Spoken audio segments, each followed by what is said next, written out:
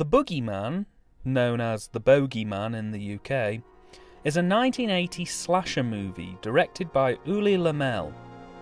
Lamel is a veteran of the field, with his most notable period of activity being a 10-year collaborative partnership with fellow producer-director Rainer Werner Fassbinder. Lamel first began his career in filmmaking around the time of the New German Film movement, a period of cinema that began in the mid to late 1960s as a direct rejection of the then existing German cinema system.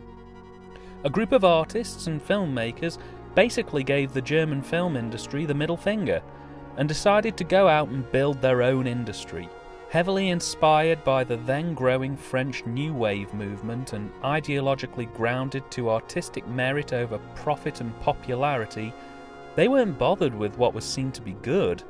They wanted to make new things that entertained and inspired people. This period lasted until the 1980s and gave us the likes of Werner Herzog and Wim Wenders. Lamel is quoted as saying that he decided to make The Boogeyman as he'd been heavily inspired by the art house style of Euro horror that was rapidly growing in popularity around Europe, and the growing rise of the stalker slasher movies that were successful in the US.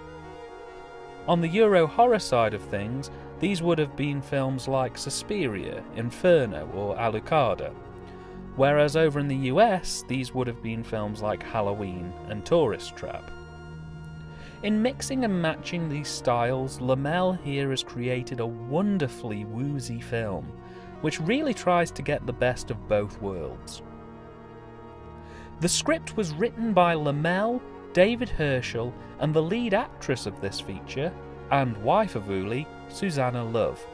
And I must say there's quite a bit of diversity in the amount of credits presented here among the writers.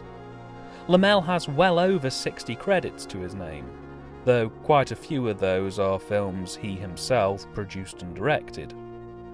Love has a decent handful to her name also, though not quite into double digits. And David Herschel has just one credit: this film. And as far as I could research, he has absolutely no online presence whatsoever. So I don't know how involved he was in the script writing process, but my guess is not a whole lot.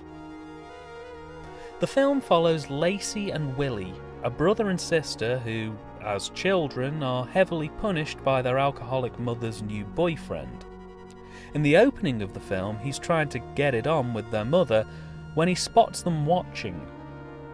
He decides the best course of action would be to take Willie upstairs, tie him down to a bed and pummel him. That's not an innuendo. When the violence has settled down for the evening, Lacey goes to free Willie, stop laughing, and using a kitchen knife, the pair sneak into their parents' room, where Willie brutally kills his mother's abusive partner. We then jump forward in time about 20 years, and both Lacey and Willie have been living happily on a farm with their aunt and uncle.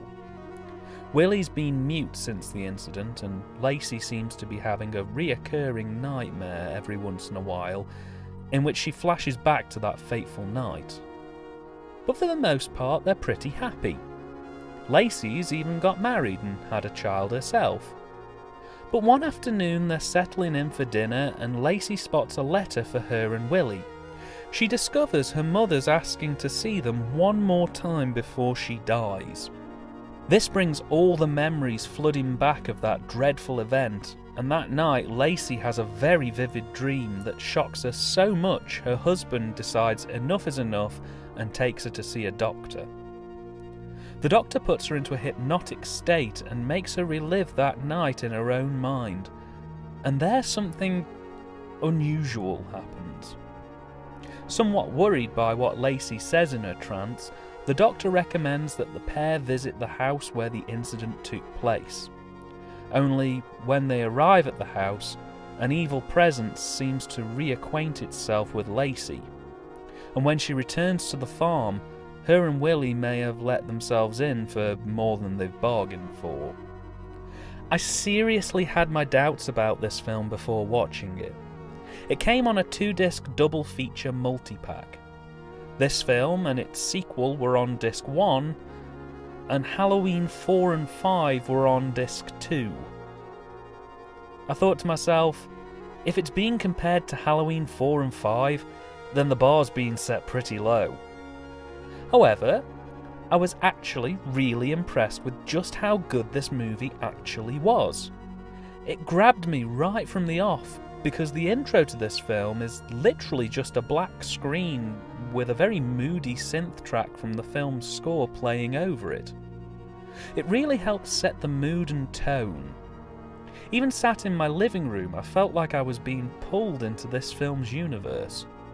So I can only imagine how it must have felt to watch this in a cinema. From a casting perspective, I really have to commend Susanna Love in this. Her performance is astoundingly good. She plays a very emotionally fragile role throughout the film and gives a very varied and complex performance without hamming it up too much, which I thought was very impressive. Nicholas Love also gives an alright performance as Willie too. I have to cut him some slack really, because physical acting is some of the hardest to do, especially if you're playing a mute character.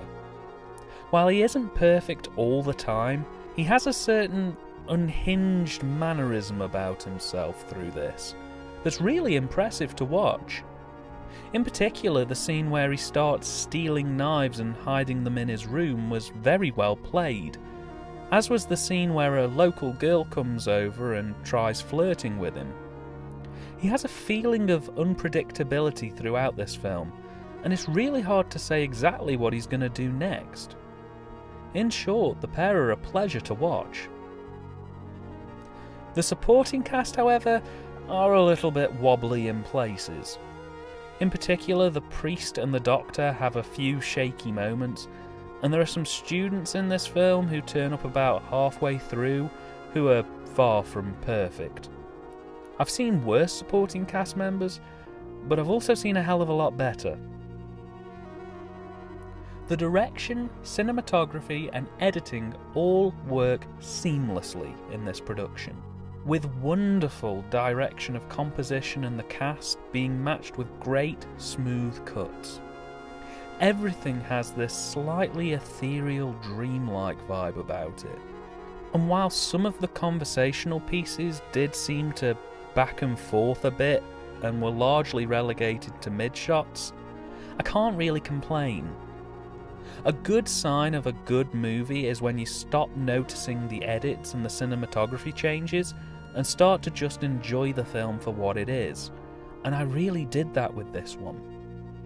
There's some wonderful compositions that really look very visually stunning, and had there not been a good solid editor on hand to cut these sequences, it would have been the equivalent of painting the Mona Lisa and then hanging it in a lavatory. This is a nice, tight, punchy and concise film. I would say the divide between the Euro horror and the slasher is pretty much day and night, with all the tense suspense-raising moments usually being shot from a point-of-view style, with heavy use of shadows and harsh light, as emphasised in slasher movies, whereas the more slow-burning, narrative-driven pieces have this very strong, woozy vibe I mentioned earlier, as was often the case in several Euro horror films.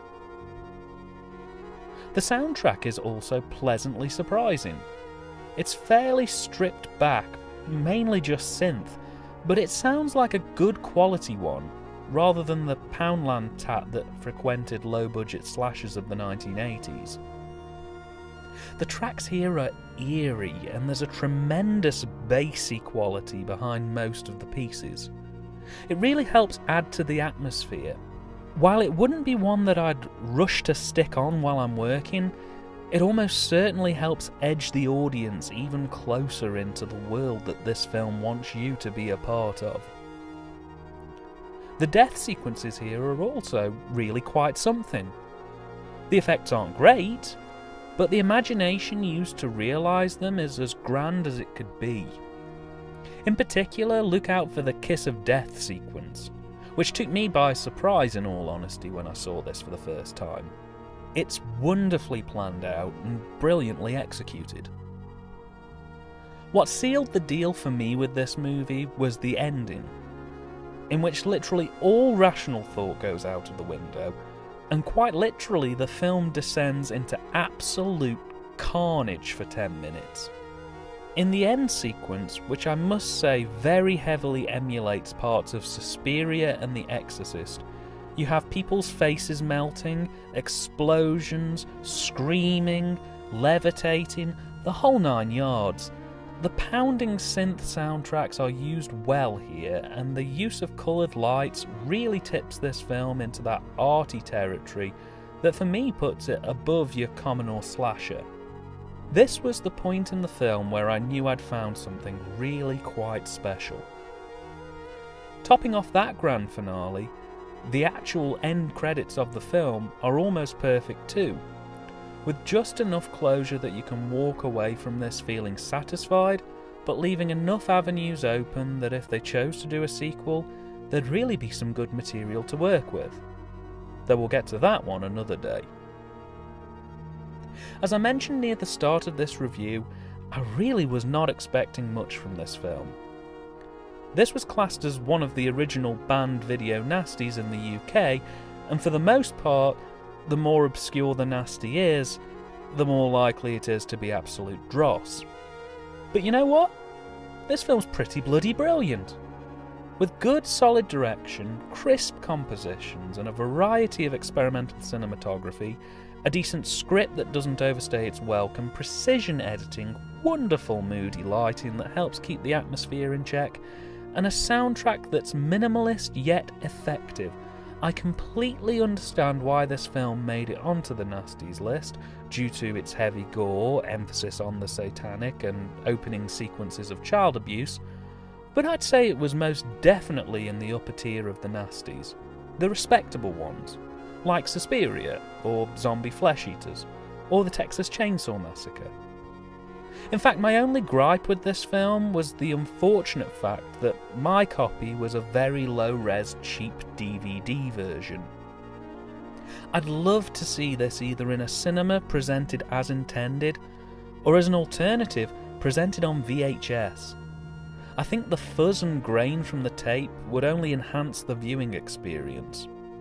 It's definitely put me in the mindset to upgrade my copy sooner rather than later. Less favourable critics of this movie have claimed that it's just a down-market Halloween rip-off. I completely disagree.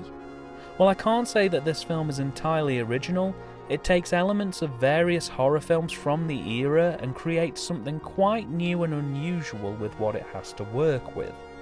As one of my favourite script editors, Terence Dix, once said, "You can have an original idea, but it needn't be your original idea." This will probably never be regarded as a straight-out classic movie, but it's a diamond in the rough and a very underrated film that I seriously recommend you look out for.